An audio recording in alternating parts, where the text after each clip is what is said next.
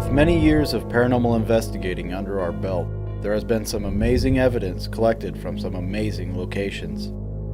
Many of these locations have not been featured in any video from Four State Paranormal, nor do all of our investigations make it to haunting history. We are opening the vault and bringing you inside some of our most memorable investigations and telling you our story firsthand. So take a trip with us as we explore our haunted past.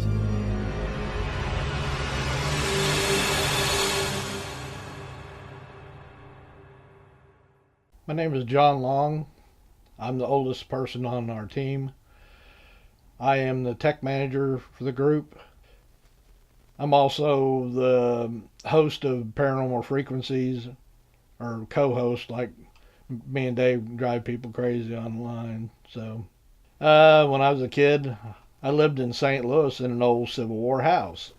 Well, in the house we had a poltergeist that liked shaking the doors and would turn the doorknobs, and you always felt like it was going to push you down the steps or was going to do something to you, which never happened. But it was basically a 3-story house, had a basement with an old coal chute, and then the landlady lived on the first, then we lived on the next, and there was another floor above that, the attic, that was really haunted. My cousins went up there to stay, and they didn't last long. But it had a lot of tragic stuff. We had long before I ever got there, was a young boy fell out of a window, and back in the old days they had the old spear wrought iron fences. Well, when he fell out of the window, he fell and basically stabbed himself through the belly with the thing and died there. So we moved to Joplin, where my dad got his factory moved, and it seemed like all the houses we moved in, they were always had spirits. But I had a lot of weird experiences.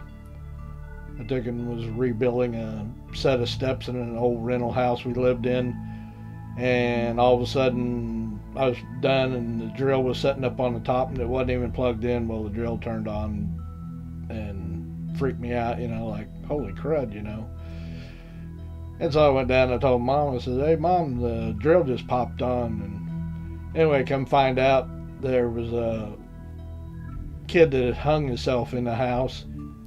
I graduated high school and left for the military and went around to different places and stuff, and went overseas to Turkey and did a lot of TDYs and stuff. So I decided to take it a little bit further.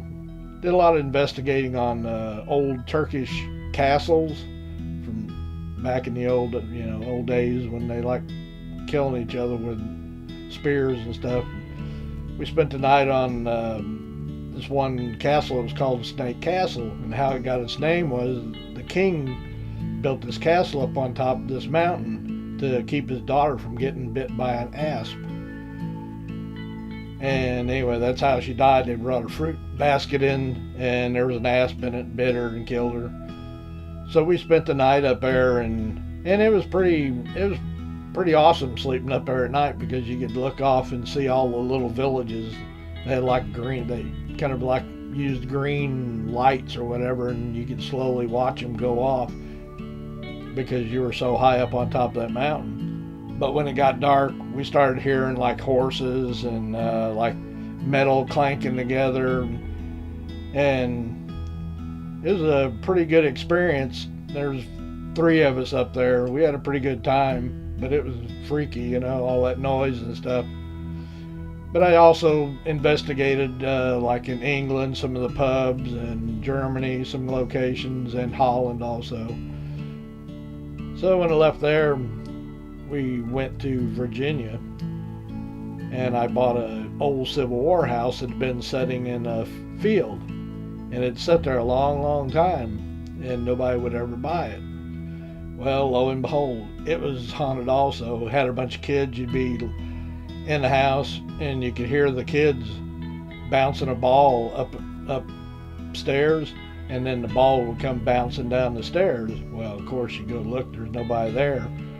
Or back in the old days when we had water beds. We had a water bed, and you'd be laying in the water bed, and all of a sudden somebody would jump in the water bed and jump on the water bed with you in it. Of course, you never could see them, but you could hear them. They'd be laughing and running through the house. So anyway, after we took and retired and everything, I took and sold it. Of course, I didn't tell nobody it was haunted, but anyway, we moved back to Missouri, and I decided to buy a house down here in Knoll. And the house I live in today, it is also haunted. It has a checkered past. A lady, her name was Goldtooth Annie. She used to take boarders in, and she would kill them off with strychnine pancakes, and basically to get their money. She'd call the sheriff, and the sheriff would come out and get them, and they'd load them in the old wagon and take them to the funeral parlor. Anyway, one day she messed up. She made some pancakes, and she killed this one old dude off.